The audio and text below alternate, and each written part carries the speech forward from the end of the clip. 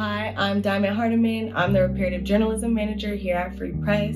And today we're going to talk about what journalists can learn about repair from global justice movements. In our last video, we talked about the U.S. journalism industry's history of anti-Blackness and how that legacy still impacts Black communities and other communities of color today.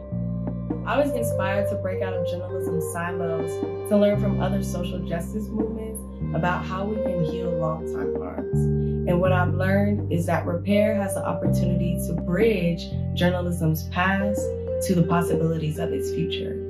So what can journalists learn about repair? First, truth commissions. Seldom, if ever, in history have winners been as generous towards losers as the new leaders of South Africa have been towards the men who inflicted apartheid on them.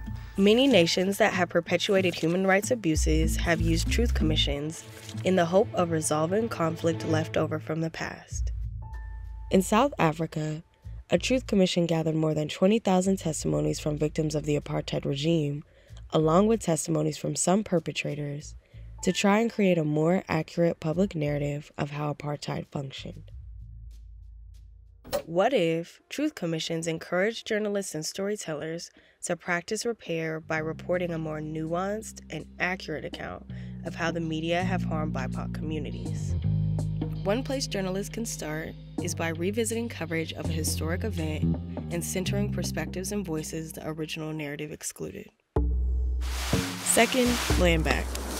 Landback is a decentralized, global, and centuries-old indigenous movement working to protect and restore ancestral lands to the care of indigenous people. The earth is in crisis right now, and people need the knowledge that we have. Above all, Landback prioritizes the reciprocal relationship between indigenous people and the land. This includes partnering with other groups to center indigenous values in all land stewardship and restoring indigenous sovereignty when opportunities arise. Landback goals are rooted in each indigenous nation's local context.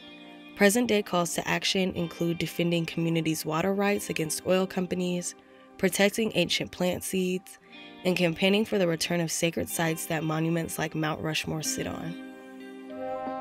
What if Landback encouraged journalists and storytellers to practice repair by building reciprocal relationships with BIPOC communities that publications have harmed or ignored? One place they could start is to build reciprocal relationships with indigenous people by centering their information needs throughout the reporting process.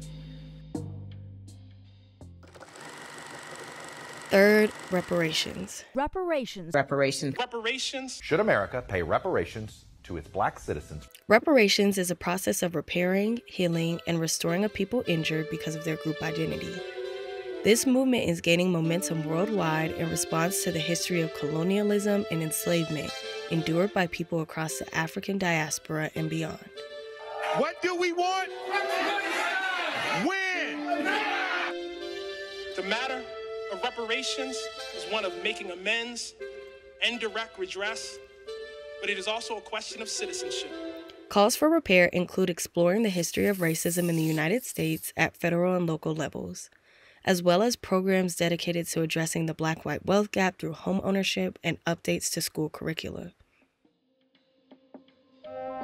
What if reparations encouraged journalists and storytellers to practice repair by creating holistic, ongoing processes to respond to how newspapers have fueled violence against BIPOC communities?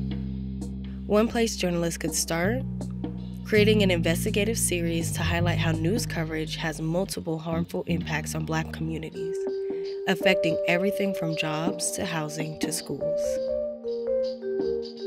As we look at all of these different movements from across the globe, I really hope that we can find overflowing possibilities in our capacity to respond to journalism's history of harm. We can begin doing that by prioritizing our relationships with BIPOC communities, by telling more accurate stories about past harms, and by taking a holistic look at journalism's impact on community infrastructure. But most importantly, we can look at what repair looks like to each community. So in our next video, we're going to see how repair is coming to life through storytelling, media, and journalism. Thanks, y'all.